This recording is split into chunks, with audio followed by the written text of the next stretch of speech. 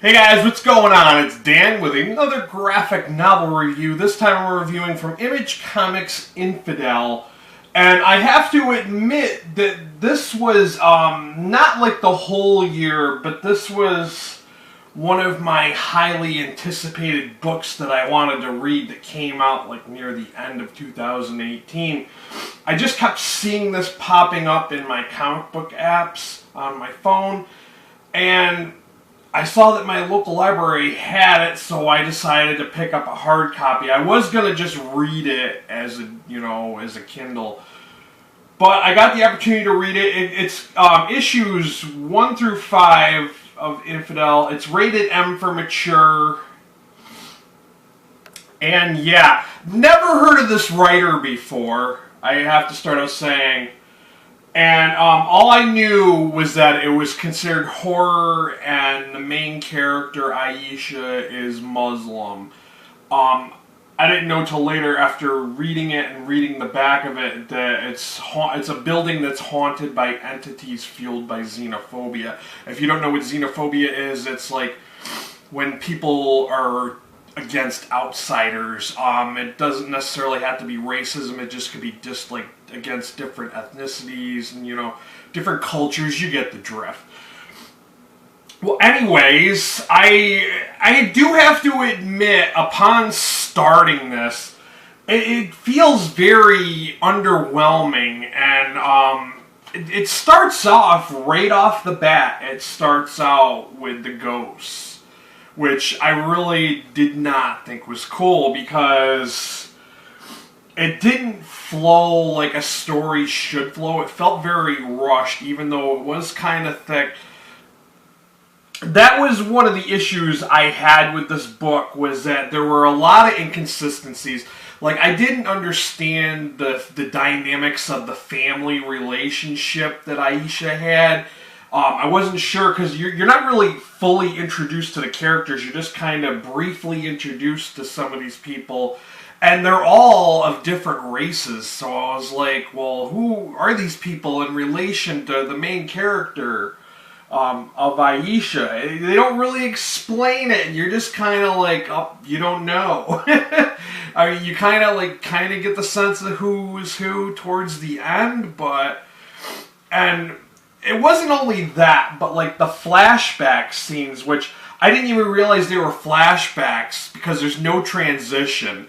There's no like transition to say, oh, this happened like, so long ago, or this is a flashback or anything. It was just like, from page to page, there was no like clue that you were transitioning into a flashback scene, or so the poor transitions like kind of really didn't help it either. The first quarter of this book, I was thinking this was a 2-star book. I was almost going to DNF it, and for those who don't know, DNF means did not finish. I was almost thinking about putting it down, because I was so frustrated with the way it was going. Like I said, I highly anticipated this book, so I thought it was going to be a good horror book. But then I'm kind of glad I pushed on through, because it does get better when you reach the climax of the story. Then all of a sudden you get an aha moment, and you kind of realize what's going on, and it kind of starts to make sense. Although, even though at that point I still didn't get the family relationships, I still didn't know how they were part of her family. I still didn't understand that part. But, at least the story kind of made more sense. I mean, somewhat, because there was little aspects of it that were kind of mysterious, and yeah, and I gotta be careful, because I can't show you too much into it, because then it'll spoil it. But I don't want you to think, because I found a lot of flaws and a lot of problems with this book, that it's not worth picking up and reading. If you're looking for a book, I'm gonna say that horror, even though its subject is horror, I'm going to say this book did not really focus on horror. It focused mainly on the xenophobia and racism. That was like the main point of this book. It seemed to center around that, and I kind of wasn't expecting that, but it was like, it's okay. And, I know that some people need to tell that story, because they want people to be aware that it's, prevalent in society.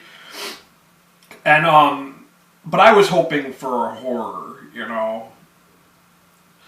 But, you know, it was okay for a horror story, so that's why I decided to rate this 3 out of 5 stars on Goodreads. It is worth picking up if you want to see, like, you know, like I said, the xenophobia and how people react to it and stuff like that.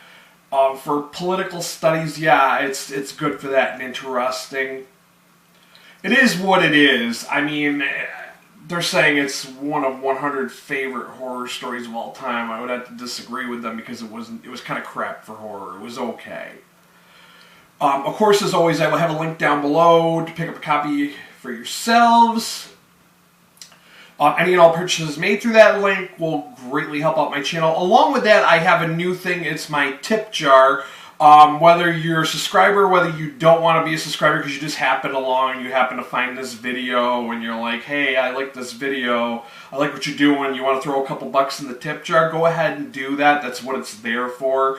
If you want to find more graphic novels, comics, and trades, etc., I do review regular books too. Go ahead and hit the subscriber button, and while you're there, hit that notification bell so you're aware of when I upload videos. That's all I got for you guys. Thanks for watching. Until next time, later.